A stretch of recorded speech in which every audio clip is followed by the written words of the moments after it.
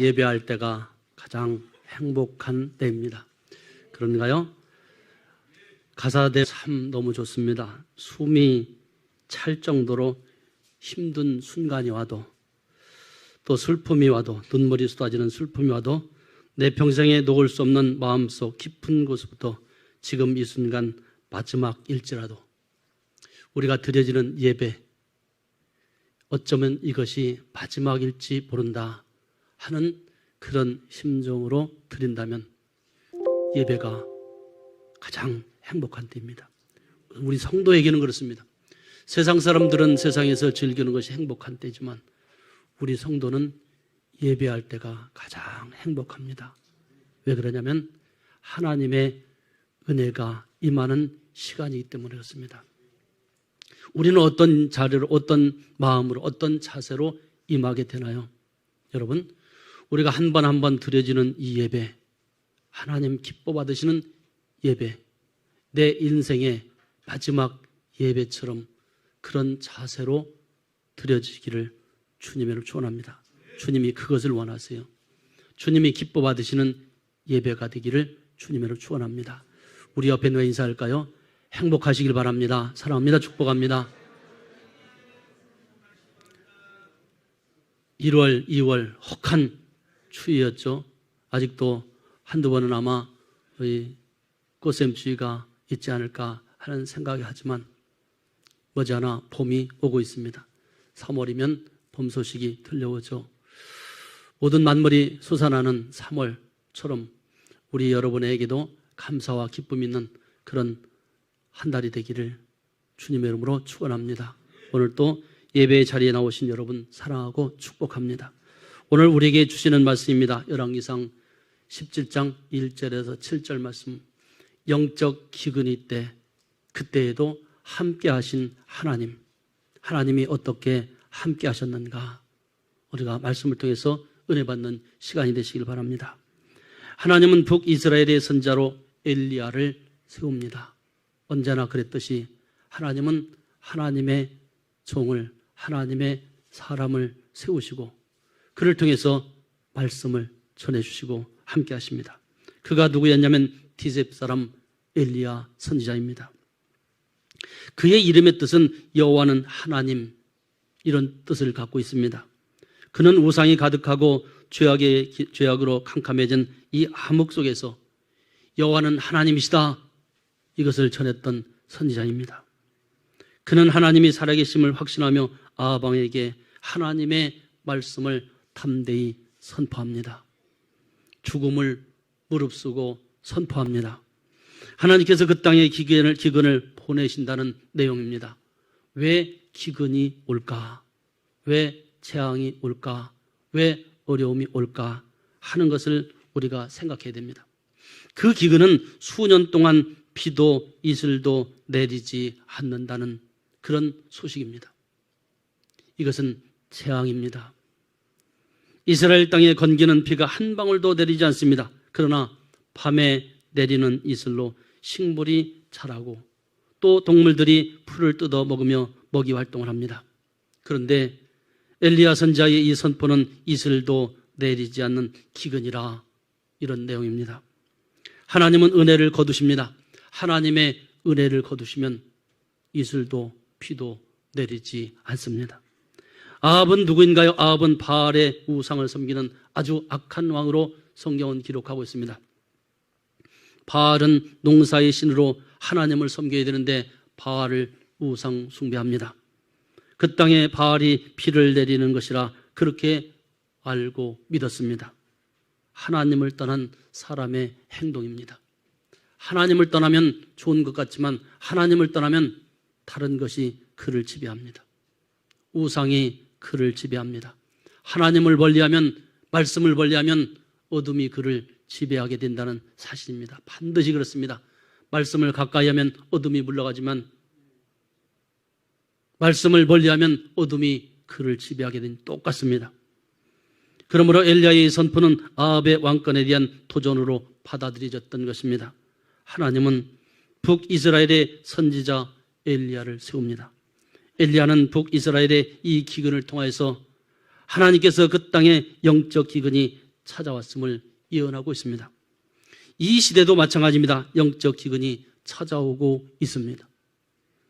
복음의 말씀은 사라지고 세상의 지식과 방법이 강단을 채우며 사람을 모으려는 지식과 방법이 강단을 채우며 사람을 모으려는 욕심이 가득한 때에 돌아오고 있습니다. 사람들은 복음보다는 세상의 지식과 방법을, 달콤한 말을 더 사모합니다. 복음이 있는 자는 갈급해합니다. 그러나 복음이 없는 자는 세상의 것을 더 좋아합니다. 복음을 거부합니다. 복음을 거부하는 사람이 누구일까요? 복음을 가장 싫어하는 존재가 뭘까요? 사단은 복음을 싫어합니다. 그러나 하나님의 사람은 복음을 갈급해합니다. 여러분, 사단은 복음을 선포하는 것을 막습니다. 복음이 전파되는 것을 아주 싫어합니다. 듣기 싫어합니다. 그러나 하나님의 사람은 복음을 갈급해합니다. 우리는 엘리야 선지자가 선포한 말씀을 생각하면서 영적 기근의 때에 하나님의 말씀을 근거한 복음의 말씀을 듣고 붙들고 선포하는 성도와 교회가 되기를 주님의 이름으로 축원합니다. 첫 번째 주시는 말씀 볼까요? 그 땅에 비도 이슬도 내리지 않을 것을 선포하는 엘리야. 1절 말씀 다 같이 보겠습니다.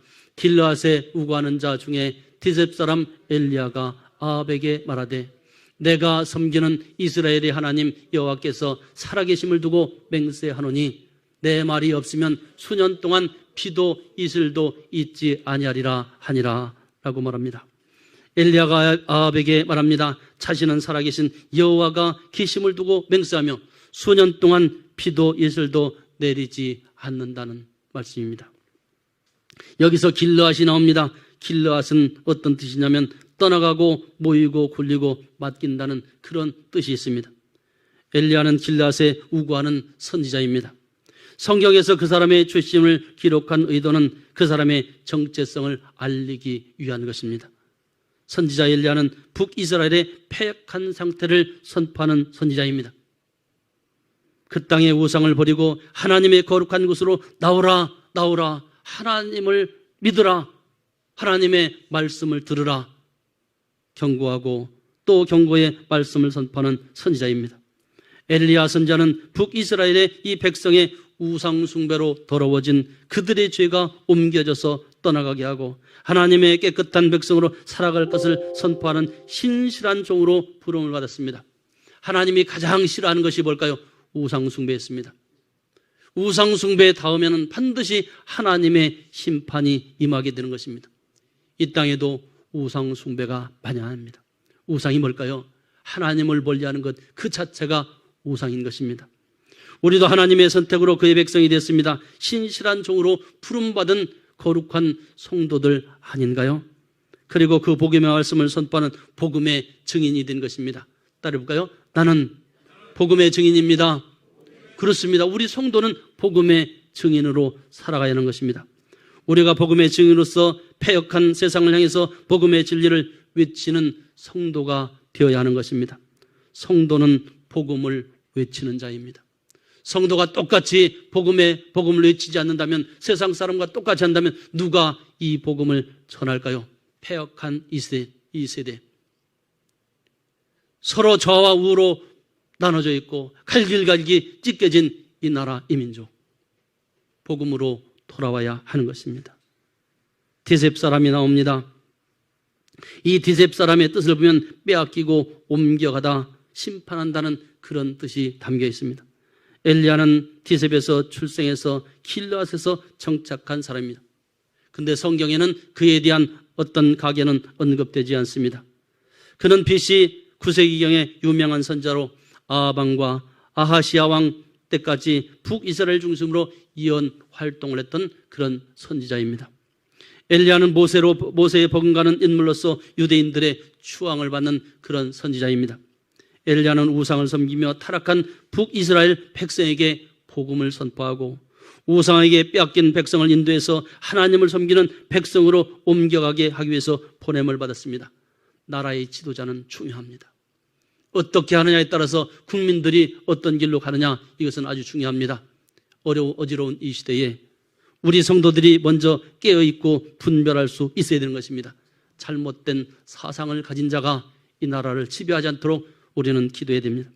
그래서 그의 백성이 하나님의 말씀으로 회복하고 돌이켜 심판의 징계를 받지 않게 하기 위해서 선지자의 사명을 선포하고 있습니다. 살아계심을 두고 맹세하노니, 이 말은 무슨 뜻일까요? 엘리야는 절실한 신앙 고백을 하고 있습니다. 하나님의 살아계심을 아합과 이스라엘 백성을 향해서 강조하고 있습니다. 여호와가 이스라엘의 살아계신 하나님이시라, 이것을 전하고 있는 것입니다. 이것은 바알의 숭배가 만연한 당시에 강한 거부를 드러내고 있습니다. 우상이 만연하잖아요. 우상을 막 섬기잖아요. 그러면 복음을 아주 싫어합니다. 그래서 예수 믿는 자들을 아주 혐오합니다. 그리고 반대로 그들이 섬기는 바알은 죽었다는 이 메시지로 강하게 지금 대조를 이루고 있습니다. 그만큼 핍박이 심한 시대에 엘리야 선지자는 복음을 전합니다. 그래서 이스라엘의 참신은 여호와이지 바알이 아니라는 말이며, 이것이 엘리야가 아합에게 담대하게 도전하는 성격을 띠고 있습니다. 그리고 이스라엘 백성을 보존하고 그들의 생명을 보하여 희생하며 구원하실 분은 오직 여호와 한 분뿐이라는 것을 강조하고 있는 것입니다. 그리고 자신은 살아계신 여호와 하나님부터 보냄받은 선지자의 자격임을 지금 밝히고 있습니다. 엘리야는 바알에 대해서 정면으로 도전합니다. 여호와의 말씀이 없으면 그 땅에 가뭄이 떠나가지 않는다는 사실입니다. 왜 이 땅에 가뭄이 왔는가? 왜 영적 기근이 왔는가? 사람들이 하나님을 멀리하기 때문에 그렇습니다. 사람들이 예배를 멀리하고 기도를 멀리하고 말씀을 멀리하기 때문에 기근이 다가온 것입니다. 당시 바알은 땅에 비를 내리고 농사의 생산을 주관하는 신으로 여겼기 때문에 비와 이슬은 하나님의 은혜와 축복의 결과를 상징합니다. 그런데 이들은 바알에게 무릎 꿇고 바알에게 숭배하고 하나님을 멀리합니다. 이것은 하나님의 심판의 대상입니다. 북이스라엘의 백성이 하나님을 섬기지 않고 바알의 우상을 섬기면 하나님은 그들을 만나지 않으시며 장막을 통한 보호와 안식의 복은 계속해서 없습니다. 그러므로 하나님의 심판은 곧 바알이 생명이 없는 거짓 신임을 폭로하는 것입니다. 이것이 엘리야 선지자의 하나의 사명이었습니다. 두 번째로 말씀을 볼까요? 까마귀를 통해 엘리야를 먹이시는 하나님. 2절에서 4절 말씀 같이 보겠습니다. 여호와의 말씀이 엘리야에게 임하여 이르시되 너는 여기서 떠나 동쪽으로 가서 요단 앞 그릿 시냇가에 숨고 그 시냇물을 마시라. 내가 까마귀들에게 명령하여 거기서 너를 먹이게 하리라 말씀하고 있습니다. 하나님이 일하십니다. 하나님이 간섭하십니다. 어지러운 이 상황 속에서도 하나님은 일하십니다. 하나님은 하나님의 사람의 기도를 들으십니다. 그리고 하나님은 마지막 때에 남겨진 자를 찾으십니다. 그를 통해서 역사하십니다. 그래서 말씀드립니다.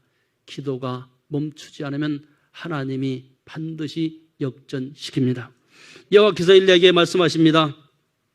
가뭄이 시작되면 요단 앞 그릿 시냇가에 숨고 그 시냇물을 마시라는 것입니다. 그리고 까마귀를 통해서 먹을 것을 공급하신다는 것입니다.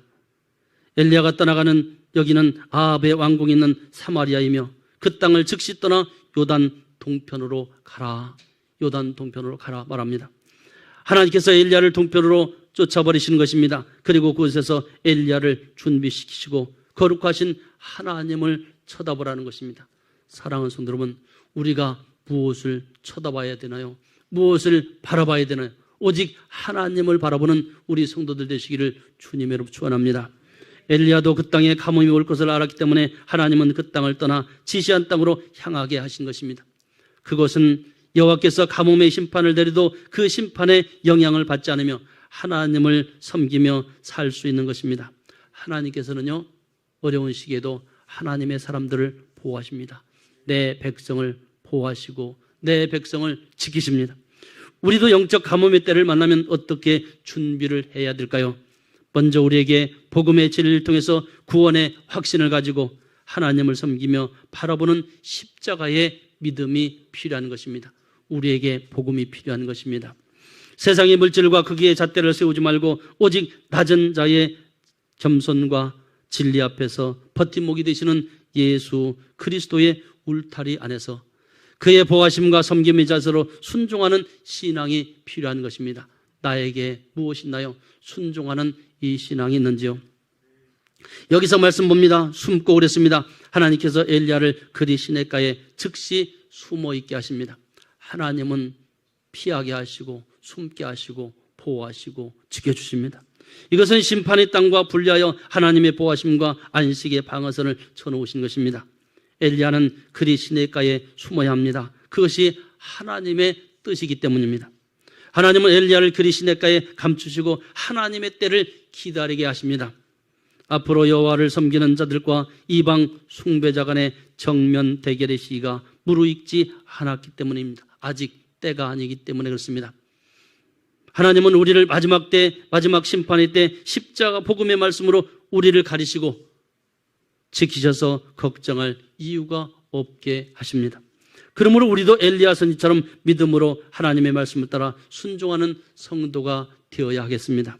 그 시냇물을 그랬습니다. 여기서 그 시냇물은 소유로 얻거나 취하고 상속하고 수치를 당하다 이런 뜻도 있습니다. 하나님은 엘리야에게 그 시냇물을 마시라 그렇게 말씀합니다. 이 물은 아무나 마시는 물이 아닙니다. 하나님의 거룩한 백성만이 마시는 물입니다.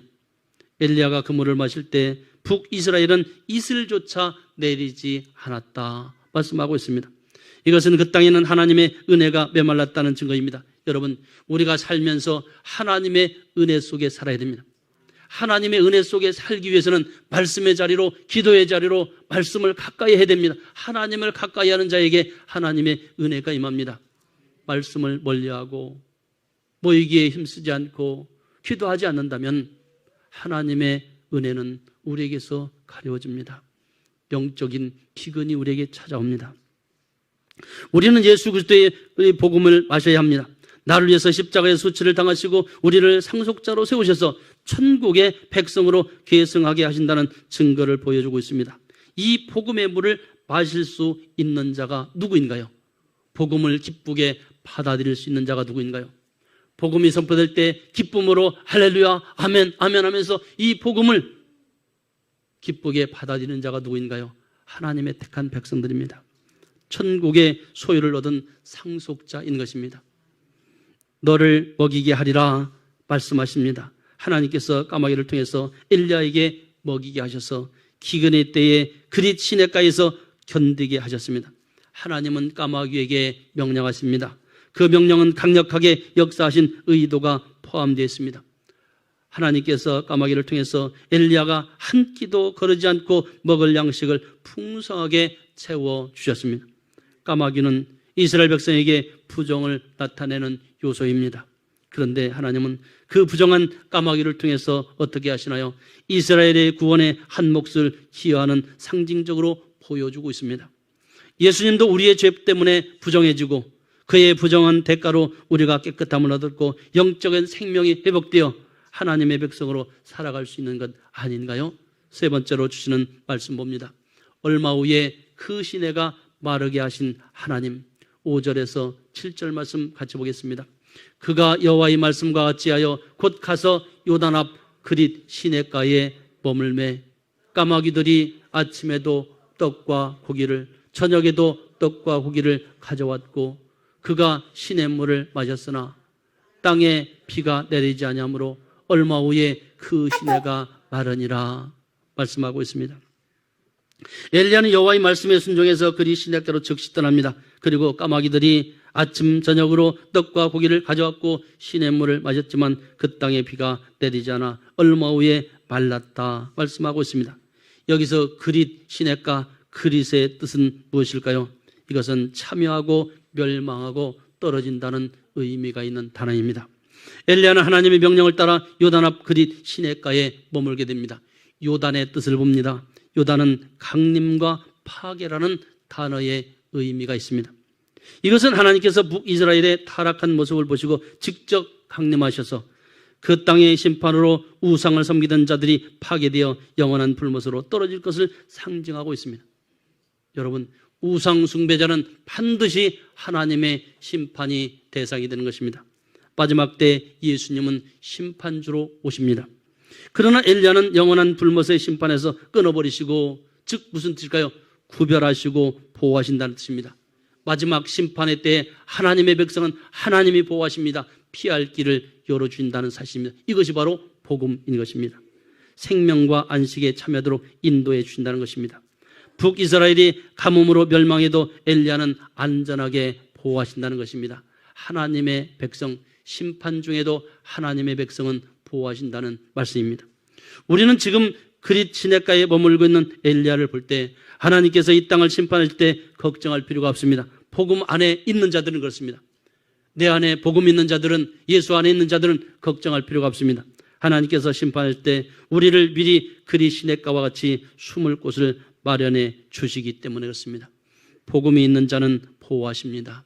그러므로 엘리야와 같이 하나님의 말씀에 순종하는 삶을 살 때 우리에게 그것이 복이 되는 것입니다.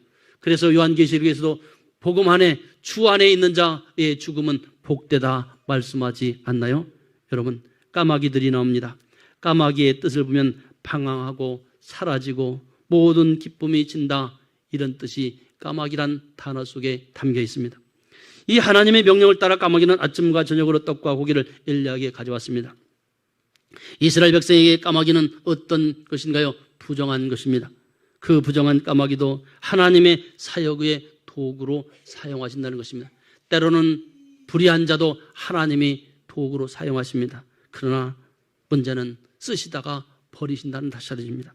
이스라엘 백성들은 스스로 선면사상으로 살아왔지만 지금은 부정한 자가 되어서 하나님의 심판을 받게 되며 하나님께 쓰임받는 백성이 되지 못하게 됩니다. 그리고 부정한 까마귀는 하나님을 멀리 떠나고 우상 숭배로 방황하는 북이스라엘 백성에게는 떡과 고기를 가져가지 않습니다. 오직 엘리야에게 아침부터 저녁까지 떡과 고기는 그에게 기쁨이 되지만 이스라엘 백성에게는 모든 기쁨이 사라지는 저주가 임하게 되는 것입니다. 왜 그럴까요? 이들이 우상을 섬겼기 때문에 그렇습니다. 하나님을 멀리한 결과이기 때문에 그렇습니다. 사랑하는 성도 여러분, 어떤 일이 있어도 하나님을 멀리하지 않길 바랍니다. 어떤 일이 있어도 예배를 소홀히 하지 않길 바랍니다. 예배에 생명을 거세요. 마지막 예배처럼 그렇게 하나님 앞에 드리지는 예배가 되기를 주님으로 축원합니다. 하나님이 기뻐하시는 자입니다. 엘리야가 그릿 시냇가에 머물게 되면서 까마귀가 아침과 저녁으로 떡과 고기를 가져다 주며 그 시냇물을 마시면서 가뭄을 이겨내게 됩니다. 엘리야는 가뭄 속에서도 전혀 걱정하지 않았고 고통도 받지 않았습니다.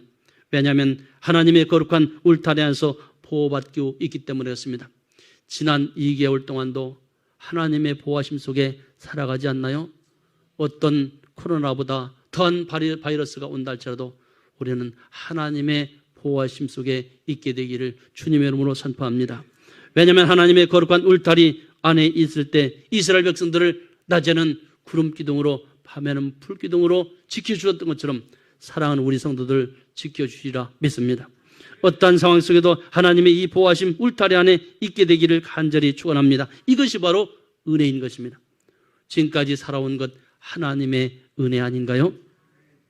지금까지 엘리야는 떡과 고기와 함께 시냇물을 마셨으나 그 땅에 비가 내리지 않아서 그가 머물고 있던 그 시내가 즉시 말랐습니다. 그 가뭄이 어느 정도인가요? 3년 6개월 동안 비가 내리지 않았습니다. 그러나 엘리야는 건조한 땅 때문에 수치를 당하지 않았습니다. 그것은 하나님께서 엘리야에게 다시 피할 길을 열어주셨기 때문입니다. 복음이 있는 자는 피할 길을 주시고 보호하신다는 사실, 이것이 우리에게는 복음인 것입니다. 말씀을 맺습니다. 결론적으로 사랑하는 성도 여러분, 북이스라엘 백성은 하나님을 멀리하고 우상 숭배하며 타락의 길을 갔습니다. 하나님의 백성임에도 불구하고 그들의 정체성을 깨닫지 못하고 계속해서 하나님을 멀리하고 그저 눈에 보이는 대로 우상 숭배의 길로 갔습니다. 그 결과 그들에게 재앙이 임했던 것입니다. 하나님은 그 땅에 기근을 보내셔서 그들이 섬기는 바알이 죽은 신이란 이 사실을 깨닫게 하셨습니다. 그 기근은 인간의 힘과 노력으로는 풀 수 없는 문제입니다.